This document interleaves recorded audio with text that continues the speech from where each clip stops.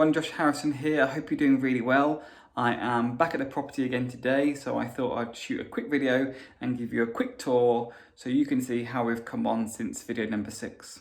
So here we are on the top floor, and as you can see, quite a lot of the wallpaper has already been stripped.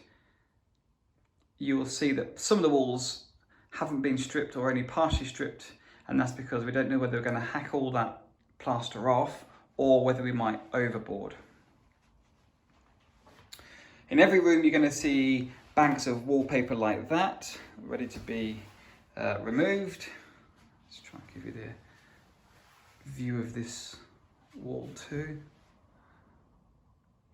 Expect there to be some surprises behind wallpaper, and this is why we have a contingency. There'll always be something that comes up and surprises you. If you are ever going to do stripping of wallpaper yourselves, just think what you might do with the carpets. If the carpets are going to be got rid of, then it's always best to strip the wallpaper, leave the carpets down, and then when the time comes, pick the carpets up and get rid of them. And it just means that while you're stripping, none of the rubbish that comes off the wall goes either on bare floorboards or down between the cracks. So let's go down the stairs into the second floor. And as you can see, I've removed some shelving here. And here is bedroom number 2. Again, all the wallpaper has been stripped. You might see there are parts where you get bits that aren't completely finished.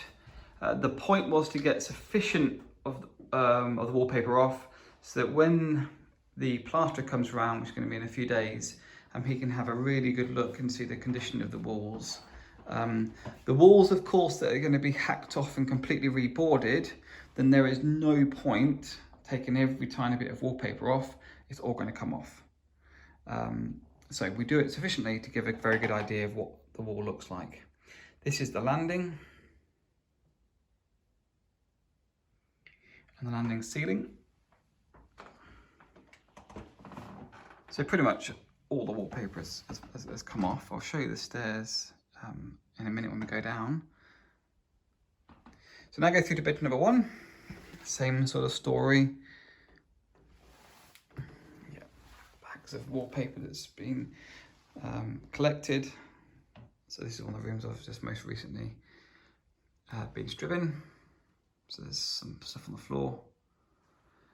You may remember or may not, but in video number 6 there was a built-in wardrobe in that corner. I've dismantled that, and where possible I tried to remove screws and nails and actually dismantle it rather than just rip it out with a crowbar, because some of the wood can be reused or reclaimed, and definitely keep track of the metal, because that can all be recycled, of course.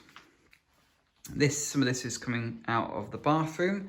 Again, if you can't remember what it looks like, have a quick look back at video number 6 when we give a tour before the work started. But the shower has started being removed, as has the cupboard that went floor to ceiling. I've dismantled that too. If you ever think about doing a refurb, again, you're thinking about doing one of these, it's always best to leave toilets and wash hand basins and sinks as they are until they need to be moved, because of course if you're going to be here doing a refurb, or you can have trades guys or girls doing a refurb, they're going to need those facilities, so don't just go and rip those out. You also might notice, if I show you that window in the bathroom, there was a baton with the curtains hanging, and in this bedroom I've left it here, and that's simply because the bedrooms that face the street, I tend to leave the curtains up, and then when I finish in the evening, we just draw the curtains and open again when you come the following morning. It just doesn't draw attention to a property that might have tools in, or might look inviting for people who might want to just do mindless activities. Leave curtains up in strategic places. If you come back into here, you'll see this curtains come down. It's only because it faces the garden and we're not really overlooked. Just while I'm over here, I'm going to show you these. If you think about doing stripping wallpaper, of course you'll need scrapers of different sizes, but these are pretty cool. Don't know if you've seen these before. It's a plastic frame with a handle here, and on it you've got these 3 coasters. That all move independently, and on each coaster you've got 2 bladed discs, and that is just rubbed on the wall, and it perforates the wall, and then when you use a steamer, the steam gets under the wallpaper more effectively, and then therefore it's easier to get the wallpaper off.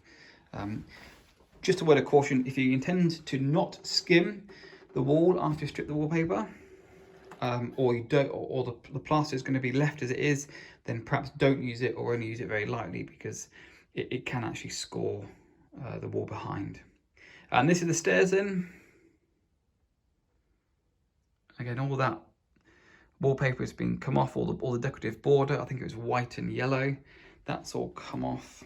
It's now that much of it is on the floor, although I have started to bag it up as well. And then this is the front room, where I'm just sorting stuff to be recycled, glass and metal and plastics and things. There's also wood over there that I'll go to perhaps to reclaim or repurposed. Apart from that, not much has happened. I've had a go at looking at the wallpaper just behind the door, and then just also on the chimney stack too, just to see how well stuck it is and what it's like.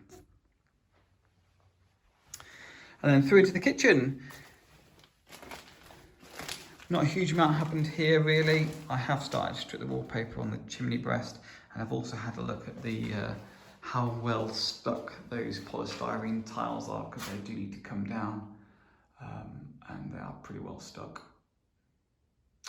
Apart from that, nothing else has been changed. Certainly nothing through the utility, and nothing in the garden or out either the front or the back of their property. That's where we've got to. That's the update so far. If you like this video, then please let us know by giving a thumbs up. We really appreciate the feedback. And if you're new here and you'd like to join us as we document our property investing journey and share hints and tips, then please feel free to subscribe too. Just before I go, let me tell you what the next video is going to be about. We have heard back from building control, and they have granted us permission to make some internal changes. So in the next video, I'd like to share with you the plans for how we intend to change the internal layout. So if you like the sound of that, then stay tuned. But that's it for this one. My name's Josh Harrison. Thank you for your support. I look forward to seeing you in the next one.